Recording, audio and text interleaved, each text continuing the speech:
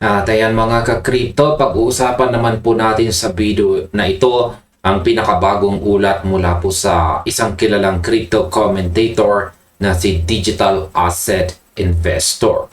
Kung saan ay binahagi po niya ang mga kamangha-manghang datos mula po sa pinakamalaking exchange sa South Korea. At yan po ay walang iba kundi ang Upbit. Ayon po sa kanyang inilabas na impormasyon, ang nasabing exchange ay nakapagtala ng kahanga-hangang 273% na surge sa trading volume na umabot po sa kahanga-hanga na halagang $1.84 billion. At yan po ay sa loob lamang ng maikling panahon. Ang numerong ito ay nagmarka ng pinakamataas na antas ng volume sa exchange mula pa noong buwan ng March. Ang pinakakapansin-pansin dito ay ang pag-ukupa ni XRP sa pinakamataas na pwesto ng aktibidad, kung saan ay tinalo po nito ang kapwa si Ethereum at Bitcoin sa pinakamalaking exchange ng bansa. Umabot po sa $399 million ang naitalang 24-hour volume na XRP kay Upbit pa lamang. Binigyang diin din po ng analyst na si XRP ay halos lumalagpas sa lahat ng iba pang digital asset sa kasalukuyang galaw ng market. Dagdag pa niya, ang malaking volume ay kadalasang nagmumula sa South Korea sa halos bawat pagkakataon ng bull run. At iyon na nga ang eksaktong nasaksihan natin ngayon sa buong industriya. Ayan, sabi nga niya dito, XRP is smoking everything else. Ayan. Sabi pa niya, dagdag niya, the mega volume comes out of South Korea. Ngayon, ano po ang papel ng South Korea sa mga nakaraang bull run na XRP? Kung babalikan po natin ang kasaysayan, ang pakikilahok ng mga retail investors mula sa South Korea ay matagal nang gumanap ng isang napakahalagang papel sa pangkalahatang galaw ng presyo ng XRP. Itinuro ni Digital Asset Investor ang sikat na 2017 hanggang 2018 bull run bilang pinakamalinaw na halimbawa, kung saan halos ang buong kalakhang volume noong panahong iyon ay nagmula rin mismo sa South Korea. Ang parehong pattern na ito ay kasalukuyang paulit-ulit na nangyayari ngayon at hindi po ito pinalalagpas ng mga matatalinong investors. Bukod po sa aktibidad ng mga retail trader, ang institutional na presensya ng Ripple sa South Korea ay patuloy ding lumalawak ng husto. Ayan. Ang Jeonbuk Bank, ang Jeonbuk Bank ay opisyal na naging pangatlong institutional financial sa South Korea na nakipagtulungan po sa Ripple ngayong taong 2026. Para sa aking opinyon, ang malalim na ugnayang ito ay nagpapatunay na ang South Korea ay hindi na lamang basta isang market para sa retail trading, kundi unti-unti nang naging isang pangunahing hub para sa makabagong financial infrastructure na pinapatakbo ng technology ng Ripple. Ang ganitong pundasyon ay nagbibigay po ng pangmatagalang katatagan sa ecosystem. At ngayon ay ano naman ang sinasabi ng prediction markets tungkol sa hinaharap ni XRP?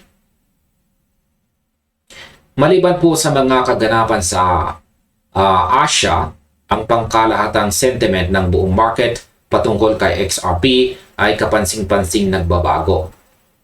Batay po sa mga prediction mula sa Kalshi Predictions, humigit kumulang 73% ng mga traders ang nag-aabang at nagpapakita po ng kumpiyansa na aabot sa XRP sa halagang $1.50.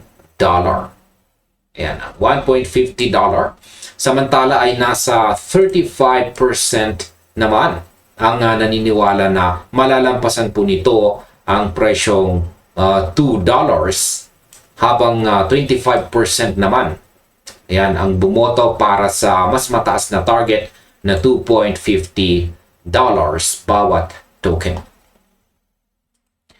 Nagbigay din ng mahalagang konteksto ang Bitwise Chief Investment Officer na si Matt Hugon. Yan. At yan po ay sa kasalukuyang sitwasyon sa market. Ayon sa kanya, ang mga investors na pumapasok po sa kasalukuyang rally ay gumagawa ng isang pangmatagalang desisyon na sumasaklaw sa 4 na taon sa halip na tumingin lamang sa panandaliang kita sa loob ng 4 na oras. Sa aking opinyon, ang ganitong pananaw ay nagpapakita na ang mga sumasali ngayon ay seryosong naglalagay ng pondo para sa pangmatagalang paglago, hindi lamang para sa mabilis na bintahan. Ang pag-unawa sa ganitong uri ng pag-i-invest ay nakakatulong upang maiwasan po ang padalos-dalos na desisyon sa gitna ng pagbabago ng presyo. Ayan, pag-usapan naman po natin ang Clarity Act. Paano naman po nakakaapekto ang regulatory clarity sa institutional na pondo? Isa pong malaking bahagi rin ang pagbabago sa market. Ayan, ang may kinalaman po sa mga usaping legal at regulasyon. Si Ripple CEO Brad Garlinghouse ay kamakailan lamang humarap po sa CFTC at hayagang inamin niya na ang kumpanya ay gumastos ng mahigit $150 million. Totoo po yan. Natutukan po natin yan sa mga lumang balita natin. $150 million para po yan sa mga private advisors sa batas. Sa loob po ng 4 na taon na laban nila, yan, naging laban nila sa SEC. Sabi niya sa mga dumalo na ang kasalukuyang sistema o status quo ay hindi na sapat para sa mga buyers o para sa patuloy na innovation. Kaya naman nanawagan siya para sa malinaw na mga patakaran upang payagan ang mga responsableng negosyo na lumago sa United States. Kasabay naman nito ay ang Coinbase CEO na si Brian Armstrong ay nagpahayag po ng kanyang optimism na ang Clarity Act ay may malaking tsansa na maipasa dahil sa malawak na pagkakaunawaan at kasunduan ng magkabilang panig sa politika. Idinagdag naman ng kinatawan ng White House na si Patrick Witt na ang hakbanging ito ay umabot na sa puntong napakalayo na po para iwanan, at sinabing nananatili siyang positibo na magagawa nilang maipasa ito ng tuluyan. At ayan mga ka-crypto, sa kabuuan, naniniwala ako na ang paglilinis ng environment ng regulasyon ay mag-aalis po sa isa sa pinakamabigat na balakid na matagal ng nag-limit sa pakikilahok ng mga institution sa mga market ni XRP. Habang gumaganda po ang pangkalahatang sitwasyong ito, ang mga kondisyon na sumusuporta sa patuloy na paglago ng volume sa South Korea at sa iba pang panig ng mundo ay nagiging mas matatag at pangmatagalan. At ayan mga ka-crypto, hanggang dito na lamang po tayo sa video na ito. Marami pong salamat sa inyong panonood. At kung nagustuhan po ninyo ang panonood sa video na ito, maaari na rin po ninyong isunod na panoorin ang recommended na video natin dito.